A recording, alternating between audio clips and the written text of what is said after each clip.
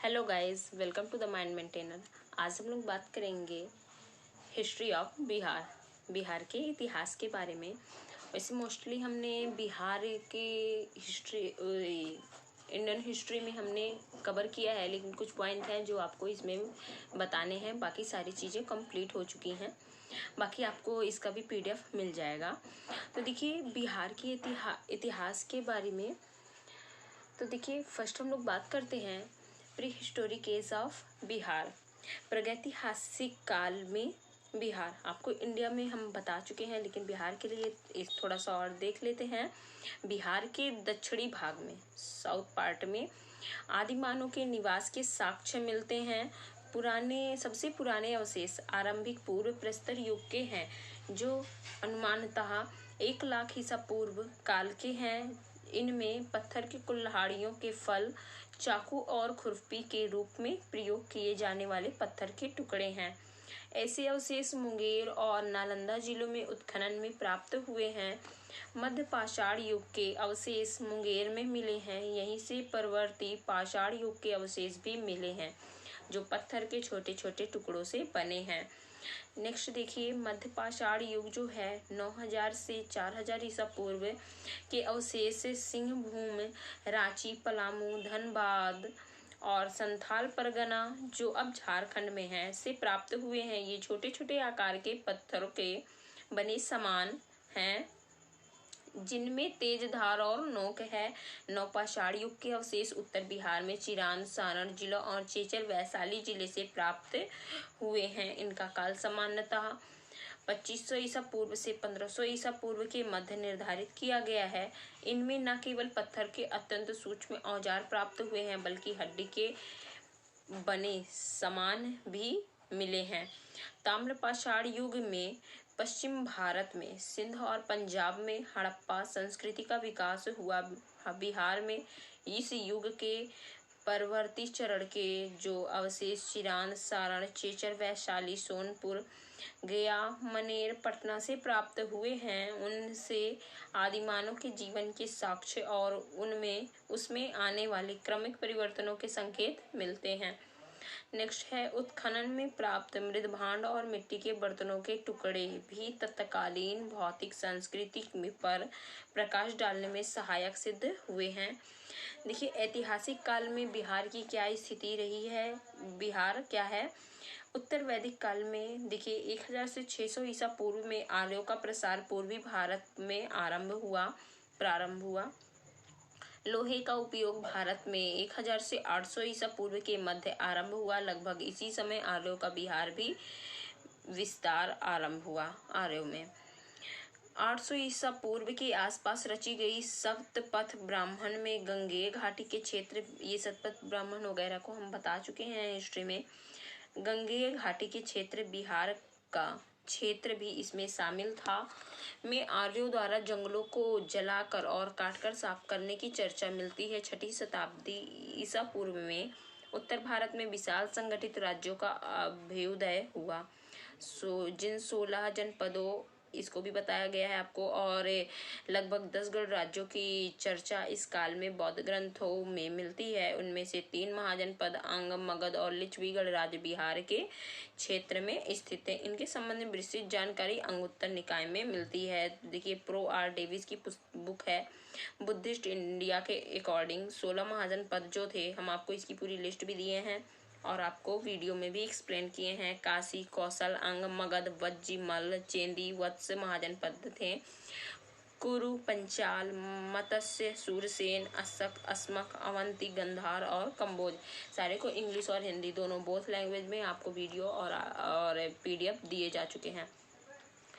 तो देखिए इसमें देखिए आर्यों के आगमन का पूर्व बिहार क्या था। पूरा पाषाण काल में के औजार बिहार के गया, मुंगेर, पटना आदि स्थानों से मिले हैं। इन स्थानों से पूरा पाषाण युग के चाकू, खुरपी, कुल्हाड़ी आदि के अवशेष प्राप्त हुए हैं। बिहार में आर्यों का आगमन कुछ इतिहासकारों के अकॉर्डिंग आर्य भारत में ईरान से आए तथा ऋग्वैदिक काल में 1500 ईसा पूर्व से 1000 ईसा पूर्व में वे पंजाब हरियाणा क्षेत्र में बसे। ऋग्वेद में बिहार के लिए कीकट क्षेत्र और अमित्र शासक प्रेमगद का उल्लेख है तथा उसमें अंग और मगध क्षेत्र में जाने की इच्छा व्यक्त की गई है।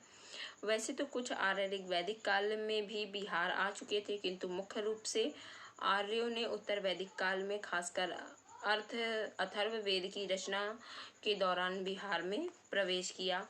देखिए महाजनपद काल में बिहार था, ये 16 महाजनपद, ये सब चीज हम आपको दे चुके हैं। बिहार के देखिए प्राचीन गणराज्य जो हैं अलकप के बुली, तो देखिए इसमें ये भी हम आपको हिस्ट्री में बता चुके हैं, बस यहाँ पे आप पॉइंट देख लीजिए। अलकप के बुली गणराज्य आधुनिक बिहार राज्य के शाहाबाद, भोजपुर, आरा और मुजफ्फरपुर जिलों के बीच स्थित है। बुली लोग बौद्ध धर्म के अनुयायी थे। महापरिनिर्वाण सूत्र के अनुसार बुद्ध की मृत्यु 487 ईसा पूर्व यानी 487 ईसा पूर्व के पश्चात उन्होंने उनके अवशेषों का एक भाग प्राप्त किया तथा उस पर स्तूप का निर्माण करवाया था। वैशाली के लिच्छवी, ये भी हम आपको बता चुके हैं। मिथिला के विदेह, सारी चीजें आपको बताया जा चुका है हिस्ट्री में। मगध साम्राज्य का उत्कर्ष एवं विस्तार देखिए, तो देखिए वर्तमान बिहार की राजधानी पटना एवं गया जिलों के क्षेत्र में स्थित मगध प्राचीन भारत का एक प्रमुख राज्य था। यह बुद्ध काल में एक शक्तिशाली व संगठित राजतंत्र बनाया गया। मगध राज्य का प्रारंभिक इतिहास महाभारत में वर्णित है। मगध साम्राज्य पर शासन करने वाले प्रथम राजवंश के विषय में पुराणों तथा बौद्ध ग्रंथों में भिन्न भिन्न विवरण मिलते हैं। पुराणों के अनुसार मगध का राजवंश बृहद्रथ वंश से प्रारंभ होता है। बृहद्रथ वंश है, देखिए बृहद्रथ वंश ने मगध में बृहद्रथ वंश की स्थापना की थी। बृहद्रथ के पिता का नाम चेंदीराज वसु था। इस वंश के राजा में सर्वाधिक प्रसिद्ध बृहद्रथ का पुत्र जरासंध हुआ। तो देखिए हर्यक वंश है बौद्ध ग्रंथों के इसमें हम शॉर्ट में एकदम देख रहे हैं, और बाकी आपको डिटेल में आपको वीडियोस और पीडीएफ दी जा चुकी हैं। बौद्ध ग्रंथों के अनुसार मगध का प्रथम वंश हर्यक वंश, जिसका कहीं कहीं पर हर्यक या हर्यान वंश के रूप में भी उल्लेख हुआ है, और प्रथम शासक बिंबिसार था। वस्तुतः एक राजनीतिक शक्ति के रूप में बिहार का उत्कर्ष सर्वप्रथम मगध सम्राट बिंबिसार के शासनकाल में हुआ था। तो देखिए बिंबिसार था 455 से 492 ईसा पूर्व, ये सब चीजें हम आपको बता चुके हैं। अजातशत्रु के बारे में भी हम आपको बता चुके हैं। कौशल के साथ संघर्ष बताए हैं। मल्लपरा, ये सारी चीजें हर्यक वंश, शिशुनाग वंश, ये अभी हमने एक्सप्लेन कर दिया है। देखिए नंद वंश जो 344 से 321 ईसा पूर्व है। महापद्म नंद के शिशुनाग वंश का अंत करके मगध साम्राज्य पर 344 ईसा पूर्व में अधिकार कर लिया। पुराण में उसे महापद्म तथा महाबोधि वंश ने उग्रसेन कहा गया है। पुराणों के अनुसार नंद वंश का प्रथम राजा महापद्म नंद था। तो देखिए ये भी हो गया। महाबोधि सत्व के जो नंद वंश के 9 शासक थे वो कौन थे? देखिए उग्रसेन, महापद्म नंद भूतकाल, दर्शसिद्धक, पांडुक, राष्ट्रपाल, कैवत, पांडुगति, गोवी, सानक, घनानंद जो अंतिम शासक था बताया जा चुका है। फिर मौर्य वंश के बारे में भी आपको बताया गया है, तो देख लेते हैं थोड़ा सा। 321 से 184 ईसा पूर्व मगध के सिंहासन से नंद वंश के अंतिम सम्राट घनानंद का नाश करके चंद्रगुप्त मौर्य ने मौर्य साम्राज्य की स्थापना 321 ईसा पूर्व में की। चंद्रगुप्त मौर्य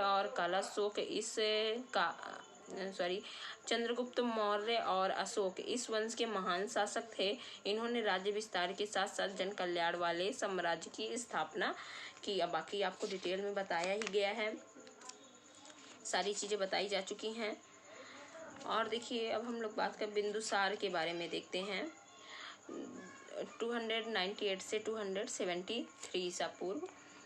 तो देखिए चंद्रगुप्त मौर्य के बाद उसका पुत्र बिंदुसार मगध के सिंहासन पर 298 ईसा पूर्व में बैठा। उसके काल में साम्राज्य के कुछ क्षेत्रों में विद्रोह हुए, जिसे उसने अपने पुत्र अशोक की सहायता से नियंत्रित किया। जैन ग्रंथ के अकॉर्डिंग बिंदुसार की माता का नाम दुर्धरा था। देखिए, बिंदुसार के दरबार में सीरिया के राजा एंटियोकस ने डाइमेकस नामक राजदूत भेजा था। वह मेगास्थनीज के साथ के स्थान पर आया था। देखिए, फिर है अशोक। सारी चीजें बताई जा चुकी हैं, बता दे रहे हैं फिर से। बिंदुसार की मृत्यु के बाद उसका सुयोग पुत्र अशोक प्रियदर्शी 273 ईसा पूर्व के लगभग मौर्य साम्राज्य की गद्दी पर बैठा। राजगद्दी प्राप्त होने के बाद अशोक को अपनी आंतरिक स्थिति सुदृढ़ करने में 4 वर्षों का समय लग गया। फलतः राज्यारोहण के 4 साल बाद 269 ईसा पूर्व में उसका राज्याभिषेक हुआ। देखिए, कलिंग युद्ध है। महापद्म नंद ने कलिंग को अपने राज्य में मिला लिया था। चंद्रगुप्त मौर्य, जिसने लगभग समस्त भारत व सुदूर इलाके तक राज्य विस्तार किया था, के समय निश्चित ही कलिंग भी मगध साम्राज्य का अंग रहा होगा। संभवतः बिंदुसार के काल में कलिंग ने अपनी स्वतंत्रता की घोषणा कर दी थी। देखिए, अब हम लोग बात करते हैं अशोक के बारे में, हो गया है। तो देखिए, अब अशोक के हम लोग शिला अभिलेख के बारे में थोड़ा सा देखते हैं जो अशोक के थे। तो देखिए, अशोक के अभिलेख, सम्राट अशोक के अब तक 40 से भी अधिक अभिलेख प्राप्त हो चुके हैं। ये अभिलेख उसकी साम्राज्य सीमा के निर्धारण के साथ साथ उसके धर्म एवं प्रशासन संबंधी महत्वपूर्ण बातों की जानकारी देने में काफी मदद करते हैं। गुर्जरा का लघु शिलालेख और मस्की का लघु शिलालेख केवल ये 2 ऐसे धर्म लेख हैं जिनमें अशोक का नाम पाया जाता है। अशोक के अभिलेखों का विभाजन 3 वर्गों में किया गया है: शिलालेख, स्तंभ लेख एवं गुहा लेख। आपको इसकी हिंदी और इंग्लिश दोनों PDF दी जा चुकी है, ये हम बस शॉर्ट में देख रहे हैं। शिलालेख और अभिलेख अशोक के चतुर्दश शिलालेख के नाम से प्रसिद्ध है। शिलालेख देखिए 14 विभिन्न लेखों का एक समूह है जो 8 भिन्न भिन्न स्थानों से प्राप्त हुए हैं। देखिए, शहबाजगढ़ी, सारी चीजें बताई जा चुकी है, हम रिवाइज कर दे रहे हैं। शहबाजगढ़ी पेशावर पाकिस्तान में स्थित है, खरोष्टी लिपि में है। मानसेहरा हजारा पश्चिमी पाकिस्तान में स्थित खरोष्टी लिपि में है। कालसी देहरादून पश्चिमी उत्तराखंड में स्थित है, ब्राह्मी लिपि में। गिरनार कठियावाड़ गुजरात के जूनागढ़ के समीप स्थित ब्राह्मी लिपि में है। धौली उड़ीसा के पुरी जिले में स्थित है, ब्राह्मी लिपि में। जौगढ़ उड़ीसा के गंजाम जिले में स्थित है, ब्राह्मी लिपि में। येर्रागुड़ी आंध्र प्रदेश के कर्नूल जिले में स्थित है, ब्राह्मी लिपि में। तथा सुपारा महाराष्ट्र के ठाणे जिले में स्थित ब्राह्मी लिपि में है। देखिए, ये था शिला और अभिलेख। अब देखिए, हम लोग बात करते हैं लघु शिलालेख की। ये शिलालेख 14 शिलालेखों के मुख्य वर्ग में सम्मिलित नहीं है और इसलिए इन्हें लघु शिलालेख कहा जाता है। ये निम्नलिखित स्थानों से प्राप्त हुए हैं। देखिए, रूपनाथ मध्य प्रदेश के जबलपुर में स्थित है। गुर्जरा मध्य प्रदेश के दतिया जिले में स्थित है। सासाराम बिहार में है। भाब्रू वैराट राजस्थान के जयपुर जिले में स्थित है। मास्की कर्नाटक के रायचूर जिले में स्थित है। ब्रह्मगिरी कर्नाटक के चितलदुर्ग जिले में स्थित है। सिद्धपुर ब्रह्मगिरी से 1 मील पश्चिम में स्थित है। जटिग रामेश्वर ब्रह्मगिरी से 3 मील उत्तर पश्चिम में स्थित है। येर्रागुड़ी आंध्र प्रदेश के कर्नूल जिले में स्थित है। गवी मठ मैसूर के कापबल नामक स्थान के समीप कर्नाटक में स्थित है। पालकी गुंडू गवी मठ से 4 मील की दूरी पर कर्नाटक के रायचूर जिले में स्थित है। राजुल मंडगिरी आंध्र प्रदेश के कन्नौज जिले में है।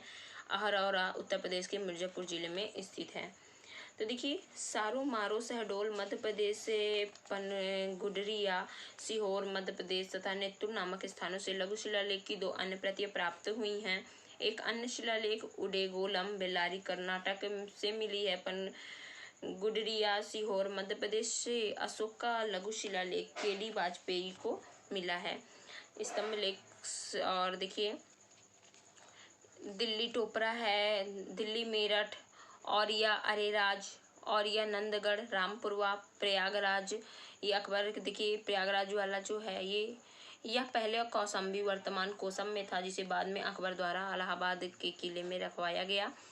लघु स्तंभ लेख है। देखिए, स्तंभ लेख अशोक की राजकीय घोषणाएं। जिन स्तंभों पर उत्कीर्ण है उन्हें साधारण तौर पर लघु स्तंभ लेख कहा जाता है। देखिए सांची का है, सारनाथ, कौशाम्बी, रुमिनदेई, निगलियू, ये सभी हैं। शिलालेख में देखिए गिरनार, कंधार, रुमिनदेई अभिलेख सबको आपको पीडीएफ मिली है। अशोक के शिलालेखों के विषय में है, देखिए गुहा लेख है। मौर्य सम्राट के पतन, साम्राज्य के पतन का कारण आपको वीडियो में बताई जा चुकी हैं। तो देखिए देख लेते हैं थोड़ा सा। सम्राट अशोक की मृत्यु 232 ईसा पूर्व के पश्चात 232 ईसा पूर्व के पश्चात लगभग 3 सदियों से चले आ रहे शक्तिशाली मौर्य साम्राज्य का विघटन होने लगा और अंततः 184 ईसा पूर्व के लगभग इस साम्राज्य का अंत हो गया। मौर्य वंश के अंतिम सम्राट बृहद्रथ की हत्या 184 ईसा पूर्व उसके सेनापति पुष्यमित्र शुंग ने कर दी और इस प्रकार मौर्य साम्राज्य का अवसान हो गया। देखिए इसके कारण क्या थे मौर्य समाज के पतन के? अयोग्य व निर्बल उत्तराधिकारी प्रशासन का अत्यधिक केंद्रीकरण, राष्ट्रीय चेतना का अभाव, आर्थिक एवं सांस्कृतिक असमानताएं, प्रांतीय शासकों का अत्याचार, करों की अधिकता आदि। देखिए मौर्यकालीन कला से सारी चीज़ें आपको वीडियो में, ऑडियो में और आपको पीडीएफ में दी जा चुकी हैं। देखिए जो ये समिति थी मौर्य साम्राज्य की प्रथम समिति उद्योग शिल्प का निरीक्षण, द्वितीय था विदेशियों की देखरेख, तृतीय था जन्म एवं मरण का लेखा जोखा, चतुर्थ समिति थी मौर्य साम्राज्य में और चतुर्थ थी व्यापार व वाणिज्य, पंचम थी निर्मित वस्तुओं के विक्रय का निरीक्षण, सिस्टम थी यानी 6 थी विक्रय मूल्य का 10वां भाग बिक्री कर के रूप में वसूलना। देखिए सारी चीज़ें हमारी हो गई हैं। बाकी आपका बिहार का ये हिस्ट्री हो गया और आर्ट एंड कल्चर भी हो गया है, आपका जियोग्राफी भी हो गया है। सारी चीज़ें ये बिहार की भी कंप्लीट हो गई हैं। आई होप गाइज आपको समझ में आया। इसको आप लोग पढ़ते रहिए, बार बार रिवाइज करिए। जीएस इतना ब्रॉड है, बहुत ज़्यादा है, उसको बहुत थोड़े में कंप्लीट कर पाना, मर्ज कर पाना बहुत ही ट्रिपिकल है। बट हाँ ये है कि जो आपके एग्ज़ाम के अकॉर्डिंग जहाँ जिस टॉपिक से आपको क्वेश्चन पूछे गए हैं उन सारे टॉपिक को कवर कराया गया है और जो टॉपिक दिए गए हैं कि बिहार जे के अकॉर्डिंग इन टॉपिक से पूछे जाएंगे वो सारे टॉपिक को आप लोगों को कंप्लीट करा दिया गया है। ऑल द बेस्ट गाइज, आपका एग्ज़ाम अच्छा। अभी तो डेट नहीं आई है, डेट आ जाएगी, तब तक आप लोग प्रिपरेशन करते रहिए क्योंकि लॉ भी है आपके पास, साथ में जीएस भी है, तो आप लोग पढ़ते रहिए। Thank you guys.